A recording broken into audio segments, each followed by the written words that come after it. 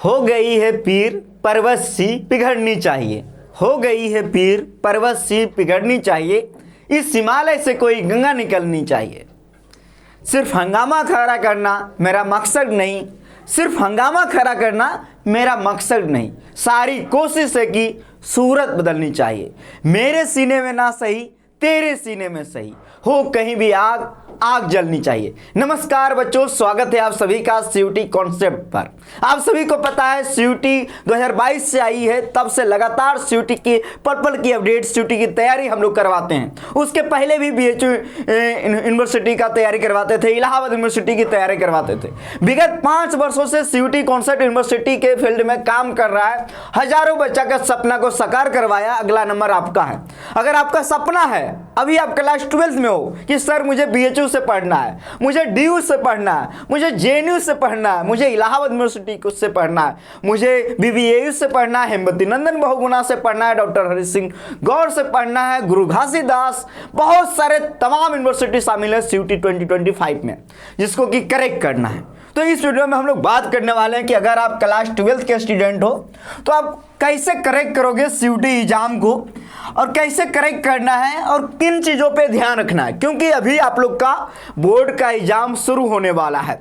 UP board हो, Bihar board हो, या सीबीएसई बोर्ड हो, या फिर किसी भी स्टेट का बोर्ड एग्जाम हो, अब शुरू होने वाला है। तो अब आपका पूरा फोकस बोर्ड एग्जाम पे होना चाहिए, उसके बाद आपका फोकस होना चाहिए सीयूटी एग्जाम पे और सीयूटी को करेक्ट करने पे। तो बच्चों, हम लोग इस वीडियो में डिटेल से बात करेंगे कैसे करेक्ट करना है। लेकिन आप सभी को पता है सीयूटी कॉन्सेप्ट के बारे में, सीयूटी बोले तो सीयूटी कॉन्सेप्ट, इसीलिए आप लोग हमारे चैनल को जाके सब्सक्राइब कर लो, देन बेल नोटिफिकेशन को यानी बेल आइकन को आप लोग ऑल में जाके प्रेस कर लो। एक भी अपडेट यहाँ मिस नहीं होगी, क्योंकि सीयूटी बोले तो सीयूटी कॉन्सेप्ट सीयूटी के लिए स्पेशल चैनल है, ठीक है ना। तो बेल आइकन को ऑल में प्रेस कर लेना। आगे बढ़ते हैं, थोड़ा सा मैं अपडेट दे देता हूँ, ये जानना जरूरी है आप लोगों को कि टारगेट यूनिवर्सिटी, पहले आप ये अपने आप से पूछो कि या आप अपने जो भी आपके संपर्क में है तो आप किस यूनिवर्सिटी को टारगेट करना चाह रहे हो। मान लो किसी का बीएचयू है, किसी का डीयू है, इलाहाबाद है, जेएनयू है, ठीक है, हेमवती नंदन बहुगुणा है, बीबीएयू है, एएमयू है, या जामिया मिलिया इस्लामिया है, जो भी यूनिवर्सिटी है आपका टारगेट यूनिवर्सिटी। उसके बाद टारगेट कोर्स, मान लो हम डीयू से हमको पढ़ना है, अब सर मुझे डीयू से बीएससी करना है, ये एक स्टूडेंट का हो सकता है कि ये टारगेट हो। और मान लो मेरा टारगेट है सर मैं बीएचयू से बीए एलएलबी करना चाहता हूँ, बीए एलएलबी या फिर बीए मैं करना चाहता हूँ बीएचयू से, तो ये आपको डिफाइन करना है। जैसे कि यहाँ पे मान लो राधा नाम के एक स्टूडेंट है जो बीएचयू से बीए या बीए एलएलबी करना चाहती है, और एक जो है कृष्ण नाम का लड़का है, कृष्ण नाम का लड़का है, वो डीयू से बीएससी करना चाहता है। और एक सूरज नाम का लड़का है, और सूरज नाम का लड़का वो इलाहाबाद से करना चाहता है बीकॉम, ठीक है। और एक लड़का है, मान लो एक लड़का का नाम मैं ले लेता हूं रवीश, ठीक है, इसका है कि हम जेएनयू से बीए करूंगा, क्योंकि यहाँ से बीए ही होता है लैंग्वेज में, फॉरेन लैंग्वेज में। तो ये सब हो सकता है, आपका कोई भी नाम हो, आपका सपना तो जो भी हो। तो पहले टारगेट यूनिवर्सिटी डील करना है, मतलब ये फाइनल करना है टारगेट यूनिवर्सिटी कौन सा है, और उस यूनिवर्सिटी में किस कोर्स के लिए टारगेट करना है, ये भी आपको ध्यान रखना है। जैसे मान लो BA LLB, BCom, BA, BSc जो भी है, तो ये आपको समझ में आया, ये आ गया होगा। उसके बाद जो मामला एक फंसेगा टेस्ट पेपर में, क्योंकि न्यू पैटर्न के तहत आप 5 टेस्ट पेपर ही ले सकते हो मैक्सिमम। कितने? 5। उसके पहले जान लो कि हम लोग न्यू बैच लेके आ गए हैं। हमारा सीयूटी कॉन्सेप्ट का एप्लीकेशन डाउनलोड कर लो प्ले स्टोर से, ठीक है, डाउनलोड कर लो। न्यू टारगेट बैच आ गया है, 4 फरवरी से शुरू हो रहा है, 4 फरवरी से।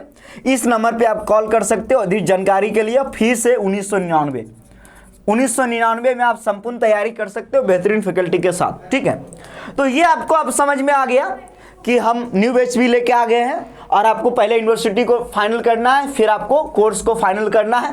अब क्या फाइनल करना है? टेस्ट पेपर, उसके बारे में समझाएंगे। लेकिन अब समझो, आप सीयूटी एग्जाम में 3 सेक्शन में डिवाइड है आपका सब्जेक्ट। एक बोलते हैं डोमेन, और एक बोलते हैं लैंग्वेज, और एक बोलते हैं जनरल एप्टीट्यूड टेस्ट।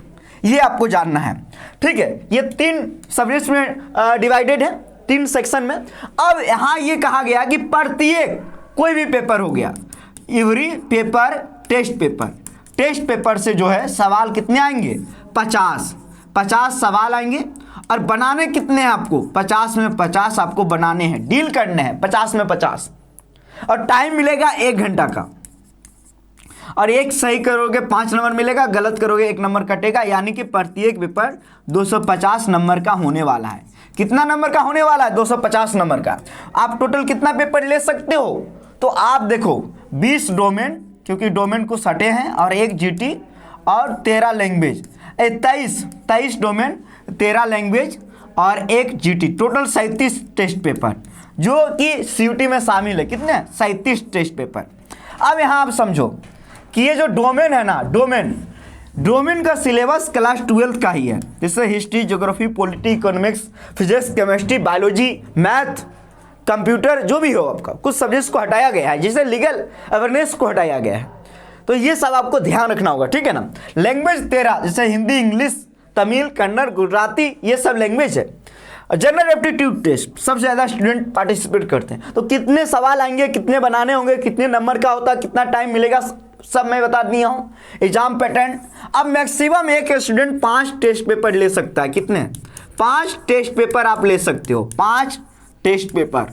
तो अब देखो, अभी जो मैंने आपको बताया कि क्लास 12 के स्टूडेंट कैसे करेक्ट करेंगे, तो अभी जो है ना, एक चीज़ आप ध्यान रखना कि पहला तो अभी आप बोर्ड का एग्जाम दो, बोर्ड का एग्जाम पे पूरा फोकस करो। आप, मेरा ये मानना है, बोर्ड का एग्जाम पे पूरा फोकस करो। बोर्ड का एग्जाम देने के बाद 1 सेकेंड भी नहीं रुको, सीधे सीयूटी कॉन्सेप्ट का कोर्स ज्वाइन करो, तैयारी में लग जाओ। बोर्ड एग्जाम देने के बाद 1 सेकेंड भी रेस्ट नहीं करना है, क्योंकि आपके पास 90 दिन, 80 से 90 दिन बचेगा, 80 से 90 दिन बचेगा आपके सीयूटी एग्जाम में। फिर हम नया बैच लेके आएंगे तो बताएंगे आपको। तो अभी 80 दिन जो बचेगा बोर्ड एग्जाम के बाद, इस प्रकार आपको ध्यान देना, तैयारी करना। अब टेस्ट पेपर की बात कर लेता हूँ।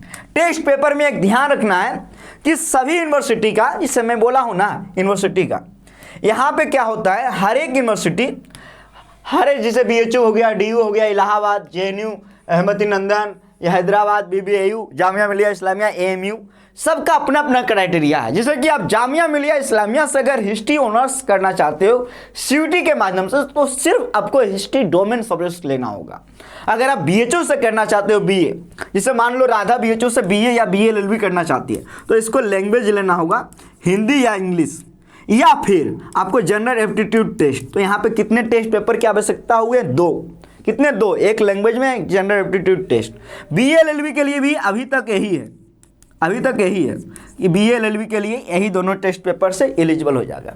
अब मान लो इलाहाबाद से, जैसे सूरज को इलाहाबाद से क्या करना था, बीकॉम, तो बीकॉम के लिए क्या क्या आवश्यकता होती है जी, अकाउंटेंसी, बिजनेस स्टडीज।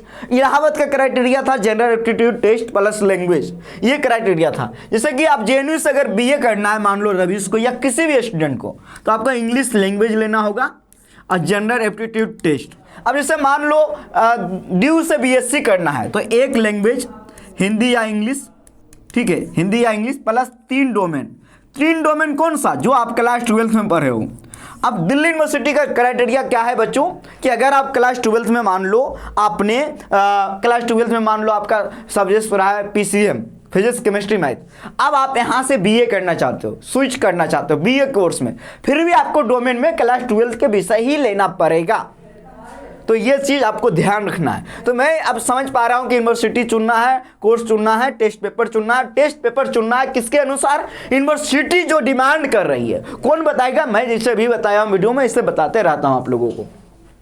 तो ये न्यू बैच के लिए ध्यान रखिएगा आप लोग, बेहतरीन तैयारी होती है। यहाँ से अब तक 1000+ बच्चों का सिलेक्शन हुआ है, आपका भी सिलेक्शन होगा। अगर आपके मन में कोई सवाल रहा है तो आप ज़रूर बताना। बहुत बहुत धन्यवाद आप सभी को।